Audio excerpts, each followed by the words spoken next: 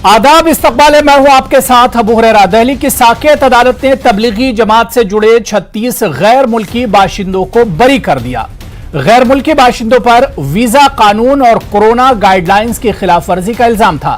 इससे पहले अदालत ने सबूत की कमी पर 8 गैर मुल्की बाशिंदों को पहले ही बरी कर दिया था। इस तरह 42 गैर मुल्की बाशिंदों को इल्जामात से बरी कर दिया गया।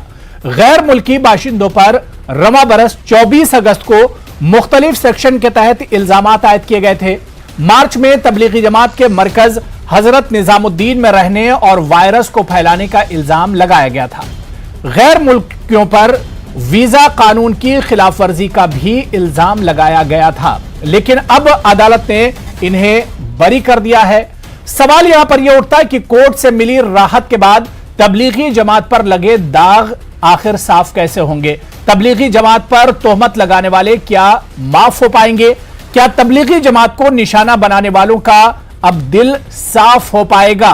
क्या तबलीगी जमात को बदनाम करने वालों पर कार्रवाई होनी चाहिए? और सवाल यह भी उठता है कि तबलीगी जमात से जुड़े लोगों की बदनामी का जवाबदेह आखिर कौन होगा? जिस जल्दबाजी में यह तमाम कार्रवाई की गई, जिस तरह से इस पूरे इशू का प्रोपेगेंडा किया गया, अब इसका जवाबदेह कौन होगा? क्योंकि अदालत ने इन लोगों को पूरी तरह से बरी कर दिया है। तो ऐसे में जो लोग इस पूरे मामले से जुड़े हैं या तबलीगी जमात की जिस तरह से बदनामी हुई, अब इस पर जवाब कौन देगा?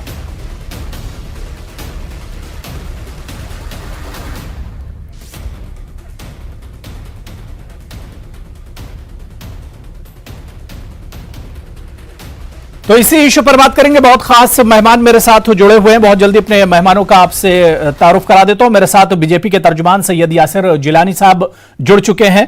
अजमल खान साहब ऑल इंडिया मजलिस इत्तेहादुल मुस्लिमीन के तर्जुमान हैं और असद खान फलाही साहब इस्लामिक स्कॉलर हैं। काफी दिनों के बाद हमारे साथ जुड़ रहे हैं। सभी मेहमानों का बहुत इस्तकबाल है। कुछ देर में समाजवादी पार्टी लीडर भी हमारे साथ इस डिबेट का हिस्सा होंगे। मैं सबसे पहले यासिर जिलानी साहब आपसे ही शुरुआत करना चाहूंगा। यासिर जिलानी साहब, तबलीगी जमात को लेकर कोरोना दौर के शुरुआत में काफी कुछ हंगामा हुआ था, काफी इल्जामात लगाए गए थे, लेकिन अदालत ने उन्हें पूरी तरह से बरी कर दिया है। जी जी, देखिए, उस वक्त पेंडेमिक के वक्त जो महामारी वबा थी, एक ऐसा माहौल भारत के अंदर था, इन लोगों पे घबराहट थी, लोगों के अंदर एक समझ में नहीं आ रहा था कि करना क्या है। और उसके बाद सडनली इस तरह की बात आई और उस वक्त भी मुझे लगता है कि हमारी अदालत ने संज्ञान लिया था और कुछ बातें कही गई। लेकिन अब क्योंकि अदालत ने फैसला सुना दिया है, तो मुझे लगता है कि इस पे किसी तरह की टिप्पणी करना मेरे लिए बिल्कुल सही नहीं होगा, क्योंकि अदालत ने जब बरी कर दिया है तो अब इससे बड़ी बात और क्या हो सकती है, और इस पे किसी तरह का कोई क्वेश्चन आंसर अब बचता नहीं है। हाँ, कुछ चीजें समाज के अंदर, समाज की का जो एक ताना बाना होता है, हमारी जो एकजहती की निशानियां होती हैं, उसमें कहीं ना कहीं उस वक्त प्रहार करने की कुछ लोगों के थ्रू कोशिश की गई थी। उस तरह के लोगों को समझना चाहिए, सोचना चाहिए और इंतजार करना चाहिए कुछ चीजों पे कि आखिर इसका अगर आगाज अलग तरीके से हुआ है तो अंजाम उसका शायद बहुत अलग हो सकता है। तो मुझे लगता है कि इस तरह की चीजें हमारे सामने कई बार आई हैं और आती रहेंगी आगे भी, और ये एक बहुत ही सुखद वक्त है उन लोगों के लिए जिसमें उन्हें गलत तरीके से मुलविस करके और लोगों ने एक नई आयाम बनाने की कोशिश करी थी।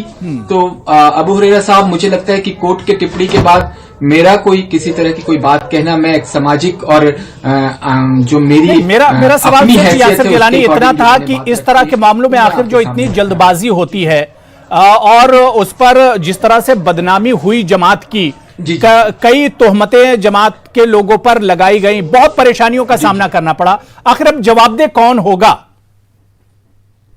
जी जी जी जी जी देखिए, हिंदुस्तान में एक चीज मैं बता दूं कि तबलीगी जमात का भी काम बेहद शानदार रहा है, एक इतिहास रहा है तबलीगी जमात का हिंदुस्तान के नजरिए से। और हाँ, एक वक्त ऐसा था जिसमें हम लोगों ने बहुत नजदीक से देखा है कि कुछ सवाल उठाए गए, लेकिन मसला अब यही है कि अब कोर्ट का एक तरीके से फैसला आ चुका है।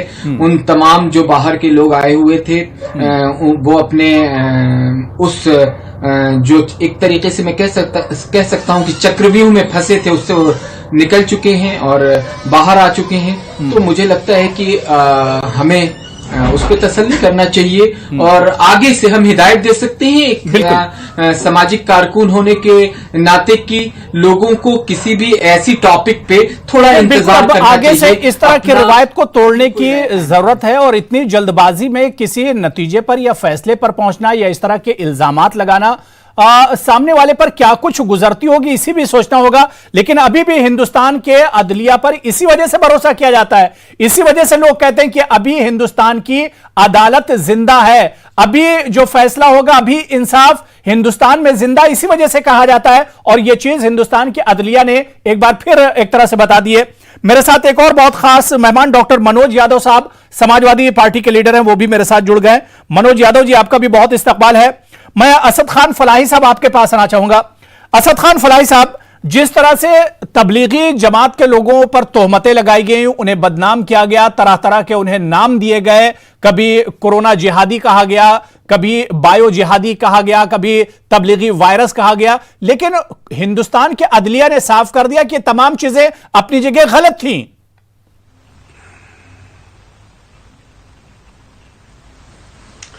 देखिए, जितना नुकसान होना था वो नुकसान तो हो गया ना। बिल्कुल। अदालत के इस फैसले का हम खैर मकदम करते हैं और आपने अपनी गुफ्तगू में कहा भी कि हिंदुस्तान में अगर इंसाफ जिंदा है तो वो अदालतों की वजह से, अदलिया की वजह से, जुडिशरी की वजह से। लेकिन ये इतनी जल्दबाजी में जितने भी मेन स्ट्रीम चैनल्स से उन्होंने किस तरह के अलकाब से नवाजा तबलीगी जमात को, जरा सोचिए। और वो तबलीगी जमात ही नहीं थी, वो एक धर्म विशेष के लोग भी उससे टारगेट हुए। आपको याद होगा तेलंगाना के अंदर 6 लोगों की मॉब लिंचिंग हो गई और हिंदुस्तान में न जाने कहां पर जो लोग इस धर्म से और इस मजहब से ताल्लुक रखते थे उनके साथ किस तरह का बर्ताव और सुलूक किया गया। क्यों? क्योंकि एक इतने बड़े मीडिया ने इतना बड़ा प्रोपेगेंडा चलाया एक मजहब के खिलाफ कि ये लोग जो हैं, आपको याद होगा कि एक साहब ने तो यहां तक आके कह दिया कि ये इन लोगों को कोरोना पॉजिटिव करके हिंदुस्तान में इसलिए भेजा गया ताकि हिंदुस्तान के अंदर कोरोना वायरस फैलाया जा सके। क्या दिल्ली को इटली बनाने की साजिश? क्या ऐसे षड्यंत्र रचे जा रहे हैं? इस तरह के अल्फाज एक आम व्यूवर जो नाजरीन है, जो आपके चैनल्स को भी देख रहे होंगे या और दूसरे, जब उन लोगों ने इस तरह के अल्फाज देखे एक पर्टिकुलर जमात के लिए और उससे ताल्लुक रखने वाले लोगों के लिए, तो उनके दिल में कितनी नफरत पैदा हो गई होगी। एक न्यूज चैनल ने तो इनको गद्दार कह दिया कि ये देश के गद्दार हैं, देश के साथ गद्दारी कर रहे हैं। 2017 का एक फेक वीडियो नहीं था, जैसे प्रोफेटिक नरेशन है। मैं आज आपके चैनल से माध्यम से उस हदीस को भी सही कर दूं कि अगर किसी को बुरा ख्वाब आए और वो ख्वाब में शैतान देखे तो एक उसको कहा गया वो दाईं तरफ जो है अपने बाईं तरफ थू ऐसे कर दे। बस मतलब थूकना नहीं है, वो एक जेस्चर है, एक मतलब कहिए एक उसमें इशारों में करने वाली बात। उस वीडियो को जो 2017 का वीडियो था, अलामती तौर पर उस 2017 के वीडियो को बाकायदा चलाया गया कि देखिए ये कैसे थूक रहे हैं और कैसे कोरोना फैला रहे हैं। इस तरह की चीजें आपने की हैं। और अगर आप चीफ मेट्रोपॉलिटन मजिस्ट्रेट का जरा जजमेंट पढ़िए, क्योंकि आपने आज याद किया मुझे, तो मैंने कहा मैं तो जरा जजमेंट भी देख लूं। उसने एसएचओ को भी लताड़ा कोर्ट ने, और इन्वेस्टिगेशन जो कर रहा था आईओ उसको भी लताड़ा कि आपकी बात को तो बिल्कुल ही एतमाद में नहीं मान लिया जा सकता, ना आपकी बात काबिल एतमाद ही नहीं है कि आपने बिना टेस्ट आइडेंटिफिकेशन के 900 लोगों को गिन लिया कि वहां कितने लोग थे। और बावजूद इसके कि जब आप ये बात कह रहे थे कि मैं रोजाना मरकज जा रहा हूं और रोजाना चेक कर रहा हूं, तो आपको एक्चुअल नंबर और एक्चुअल फिगर ही नहीं पता। और उसके बाद फिर आगे क्या कहा कोर्ट ने? कोर्ट ने यह कहा कि आप जो कर रहे हो ये होम मिनिस्ट्री की गाइडलाइन पे आपने किया। कि होम मिनिस्ट्री से जो आया। अब सवाल ये उठता है जो आपने अपने इनिशियल रिमार्क्स में कहा कि who will be the responsible for this damage, जो इतना नुकसान हो गया, इतना डिफेम कर दिया गया, इतना डिमीन कर दिया गया, इतनी तौहीन और तजलील कर दी गई तबलीगी जमात की, उसके लिए कौन सामने आएगा? बिल्कुल। और उस वकार को, उस मर्तबे को वापस कौन लाके देगा? बिल्कुल। मैं मौलाना साहब के साथ ताल्लुक से कहूं कि मैं उस वक्त नहीं आ रहा था डिबेट में, इसीलिए क्यों? क्योंकि कोई भी एंकर और कोई भी पैनलिस्ट सुनने को तैयार नहीं था सही बात को, कि सही बात क्या है, क्या क्या ये लोग वाकई इस तरह के हैं जिस तरीके से आप प्रोपेगेंडा और फेक न्यूज चला रहे हैं। लेकिन किसी ने नहीं सुनी और उसके चलते इस पूरी जमात को नुकसान उठाना पड़ा। इस पूरी जमात की तस्वीर इतनी ज्यादा नेगेटिव कर दी गई, तबलीगी जमात का जो चेहरा उस वक्त पेश किया गया, उससे काफी धक्का भी लगा और बड़ी तोहमतें तबलीगी जमात पर लगी। लेकिन अदालत ने साफ कर दिया, और अदालत ने यह भी साफ कर दिया कि हिंदुस्तान में अभी भी इंसाफ एक तरह से जिंदा है, अदलिया अभी एक तरह से जिंदा है। मैं अजमल खान साहब आपके पास आना चाहूंगा। अजमल खान साहब, क्या जिस तरह से तबलीगी जमात का जो पूरा मामला सामने आया, क्या आपको लगता है कि जिस तरह से सोशल मीडिया या मीडिया का जो रोल है, जो किरदार है, जो रूल है उसका, क्या आपको लगता है कि उसकी वजह से ये तमाम चीजें ज्यादा बढ़ी? क्योंकि अदालत के ट्रायल से पहले जो सोशल मीडिया का जो ट्रायल होता है वो ज्यादा खतरनाक हो गया। देखिए, बात ऐसी है कि जिस पार्टी की हुकूमत है हिंदुस्तान में, वो हुकूमत ही रिलीजियस ग्राउंड पे डिफरेंशिएट करके आई है पावर में। उस पार्टी का ये काम ही है कि मुसलमानों के खिलाफ नफरत फैलाना।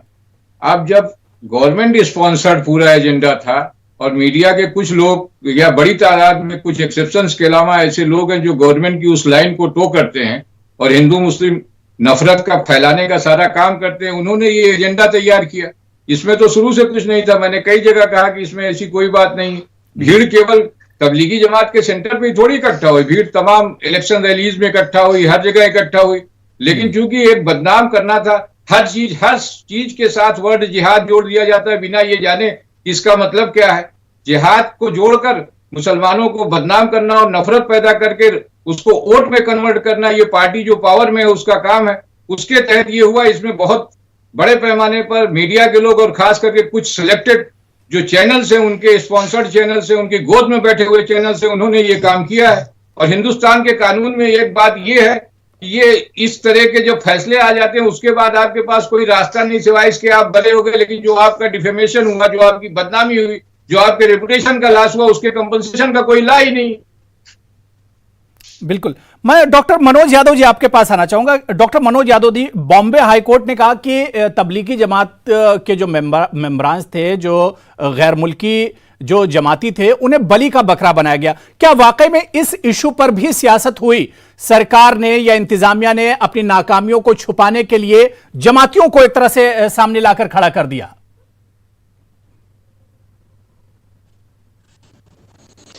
इसमें सियासत नहीं हुई साहब। सियासत से भी आगे की जो सियासत होती है वो हुई।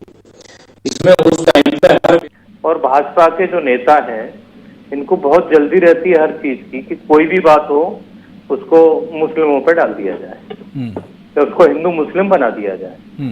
अभी किसान जो आंदोलन चल रहा है, इसमें भी सेम वही है कि बिना किसानों की सहमति के ये कर दिया गया। लेकिन अब जब बात आई है तो वापस लेने को दिक्कत हो रही है इनको। भाई किसान बिल है, किसानों को पूछ के लिया जाना चाहिए। इसी तरह जो जमात का मुद्दा था, आप तो कोई भी उदाहरण हो आप उसको देख सकते हैं कि जमातियों को बदनाम इतना किया गया, और इसमें केवल जमातियों की नहीं, पूरे विश्व में भारत की छवि खराब हुई है। आप ये बताइए, अभी कोर्ट ने उनको बरी कर दिया गया, लेकिन उनके जो आपके 6 महीने जो जेल में गुजारे उन लोगों ने, उन पे इल्जामात पाए गए। तो अब इंडिया की जो छवि बाद में कोर्ट ने उन्हें बरी किया गया, तो इसका भरपाई क्या भाजपा वाली या सरकार या टीवी चैनल जो दिखा रहे थे उस टाइम पे ये देने को तैयार होंगे? क्योंकि उस टाइम तो टीवी चैनल भी ढूंढ के ला रहे थे चीजों को, भले ही पुरानी न्यूजों को ला रहे थे, जैसे अभी साहब ने बोला था। लेकिन तो ये बहुत ही जो व्यवहार इनके साथ किया गया है, इससे ज्यादा गलत कुछ नहीं हो सकता जमातियों के साथ में। और इसमें पूरे देश की छवि खराब की है, और इसमें पूरी भारतीय जनता पार्टी और उनके जितने भी समर्थक जो मीडिया चैनल हैं, ये सब दोषी हैं। इन सबको माफी मांगनी चाहिए, कोर्ट में भी माफी मांगनी चाहिए और जमातियों से भी आके माफी बिल्कुल, यानी किसी नतीजे पर पहुंचने पर एक तरह से जल्दबाजी की गई, जो बात अभी यहाँ असद फलाही साहब और अजमल साहब कह रहे थे। यासिर जिलानी साहब, क्या वाकई में कोरोना बिल्कुल शुरुआती दौर में था, सरकार भी बहुत परेशानी की हालत में थी और सरकार या इंतजामिया ने अपनी नाकामियों को छुपाने के लिए वो तबलीगी जमात के पीछे खड़ी हो गई सरकार? देखिए, मैं आपके सवाल का जवाब देने से पहले जो दो पैनलिस्ट ने बात रखी, एक पैनलिस्ट ने कहा कि ये जो हुकूमत है वो मजहब के आधार पर राजनीति करती है। मैं खारिज करता हूं उनको। बिल्कुल, अगर मजहब के आधार पर कर रही होती तो हिंदुस्तान के अंदर सबसे बड़ा जो सूफियों का कार्यक्रम इसी सरकार ने किया, जिससे पूरे दुनिया में वाहवाही हुई और इस्लाम का एक नजरिया जो है इत्तेहाद, इखलाक, भाईचारा, मोहब्बत का जो पैगाम है, जो हमारे बुजुर्गों ने, हमारे तमाम वली अल्लाहों ने पूरे दुनिया में, मिस्र से लेके बांग्लादेश, हिंदुस्तान और इवन पाकिस्तान जैसे जो देश हैं उसमें भी फैलाया, वो कार्यक्रम उन्होंने किया। मुसलमानों को अगर अलग करके चल रही होती भारतीय जनता पार्टी तो वजीर आजम साहब अलीगढ़ मुस्लिम यूनिवर्सिटी को खिताब करने जा रहे हैं। वजीर आजम साहब ने अपनी जो अल्पसंख्यक मंत्रालय है उसका 5,000 करोड़ बजट नहीं दिया। वजीर आजम साहब ने तो कभी इस पर कोई बयान ही नहीं दिया। सवाल तो यासिर जिलानी साहब, फिर जो लोग उनके नीचे हैं, तो जो लोग उससे जुड़े हुए, उन्होंने इस पर सवाल खड़े किए। भारतीय जनता पार्टी से मत जोड़िए आप। जो जी, जब एफआईआर कैसे हुई, किन लोगों के थ्रू एफआईआर हुई, किस पुलिस स्टेशन में एफआईआर, कौन लोग एफआईआर कराने वाले थे, इन पे आप चर्चा करिए। उन पे बिल्कुल यासिर जिलानी साहब, सिर्फ देखिए पार्टी और लेवल से और सियासत से ऊपर उठकर अगर देखिए, पूरे मुल्क की बदनामी इसमें हुई है। जो जिन तबलीगी जमातियों को रखा गया जेलों में, वो हिंदुस्तान के मेहमान थे, वो एम्बेसी के वीजे पर हिंदुस्तान आए थे, तो पूरे मुल्क की आलमी सतह पर पूरे मुल्क की बदनामी हुई है। अबू रेरा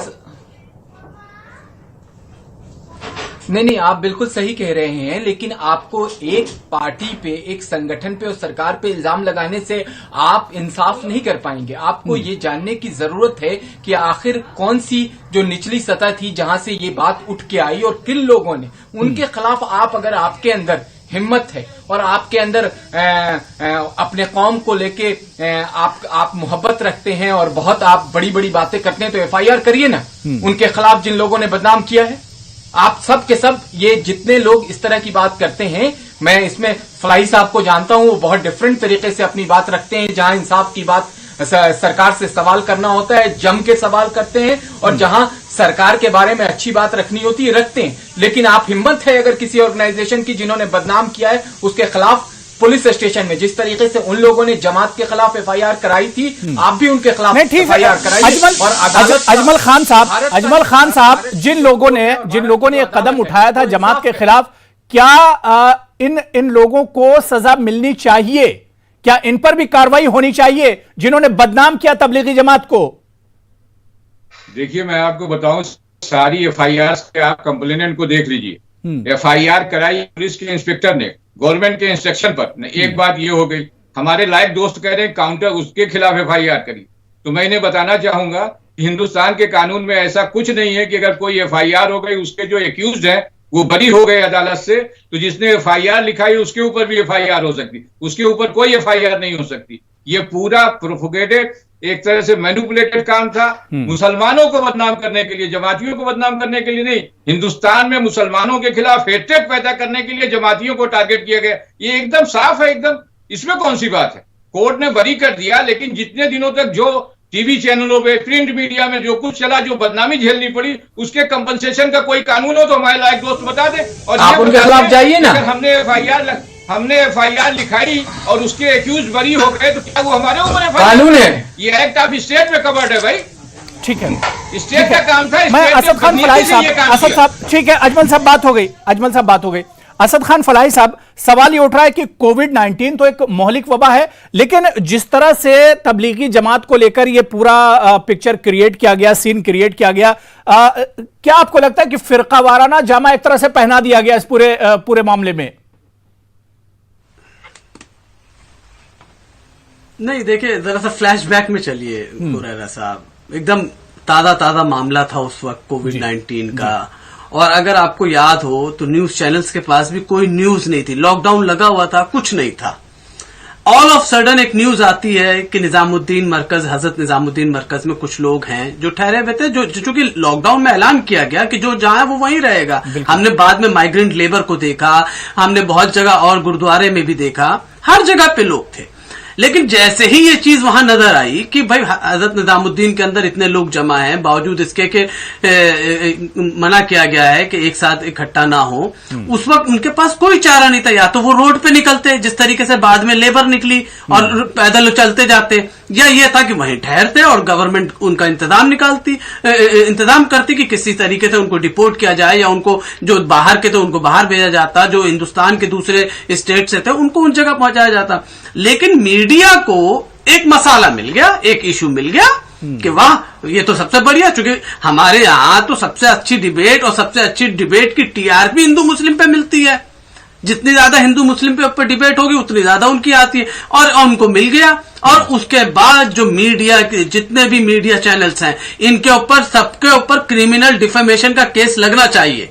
जितने भी एंकर्स थे जिन्होंने इस तरह के अलकाब, इस तरह के अल्फाज और इस तरह की मतलब डेरोगेटरी रिमार्क्स पास करे तबलीगी जमात के लिए और एक धर्म के लिए, मजहब के लिए, उससे चूंकि तबलीगी जमात से हम बहुत सारे लोगों ने कहा कि हम तबलीगी जमात से ताल्लुक नहीं रखते, लेकिन जो दूसरे धर्म के लोग हैं उन्होंने तो सभी को मुसलमान ही समझा ना तबलीगी जमात से। बिल्कुल। तो उसकी वजह से न जाने कितने लोगों के साथ मॉब लिंचिंग हो गई, बदसलूकी हो गई, न जाने कितनों के साथ ज्यादती हुई, जुल्म हो गया। उनका हिसाब कौन देगा? उनके ऊपर कौन अकाउंटेबिलिटी और रिस्पॉन्सिबिलिटी करेगा? बिल्कुल। तो सवाल ये उठता है कि सबसे पहले देखिए, मैं मासूम जनता के खिलाफ जिन लोगों ने किसी के दिल्ली के मुख्यमंत्री के कहने पे एफआईआर हुई थी, आप जरूर बताइए। एक्शन दे दिया। जी जी, यासिर जिलानी आप कुछ कह रहे हैं? दिल्ली के मुख्यमंत्री के कहने पे एफआईआर हुई थी मरकज के खिलाफ। उठता है जी, दिल्ली के अभी जो साहब पैनलिस्ट बैठे हुए उनको बता दीजिए। नहीं, यासिर जिलानी साहब, यासिर जिलानी साहब, चाहे दिल्ली की सरकार हो, कहीं के वजीर आला हो, कहीं के मुख्यमंत्री हो, सवाल ये उठ रहा है जो गलत है वो गलत है। यहां पर तबलीगी जमात को जिस तरह से बदनाम किया गया, तो हम चर्चा कर रहे थे, लेकिन यहाँ पे जी बिल्कुल नहीं, यासिर जिलानी साहब, सवाल देखिए, हिंदुस्तान की भी बदनामी का है, सवाल हिंदुस्तान की भी बदनामी का है। गैर मुल्की जो जमाती थे वो हिंदुस्तान के मेहमान थे। एफआईआर हुई, उसका क्या हुआ? नहीं, जो गैर मुल्की जमाती थे वो भी हिंदुस्तान के मेहमान थे। वो छुप छुपा कर हिंदुस्तान नहीं आए थे, वो मस्जिदों में छुपे नहीं हुए थे, बिल्कुल, बल्कि वो वीजे के तहत आए थे। मैंने तो देखिए पहले वीजा लेकर आए थे। मैंने तो पहले ही अबू हुरैरा साहब, मैंने पहले ही ये बात कह दी कि जब अदालत ने अपनी एक फैसला सुना दिया है और ये भारत की अदालत का को आप सलूट करिए, सवाल नहीं उठाए जो बार-बार इसका जवाब कौन देगा? सवाल उठा देते क्या यासिर जिलानी साहब, जो इस तरह का सोशल मीडिया, जो इस तरह के मामलात, जो इस तरह की नफरत फैलाई जाती है, जो नफरत की खेती की जाती है, इस पर रोक कैसे लगेगी? बार बार इस तरह के वाकये होते हैं, बार बार अदालत से एक तरह से इंसाफ मिलता है, लेकिन जो चीजें पीछे छूट जाती हैं उस पर कार्रवाई क्यों नहीं होती है?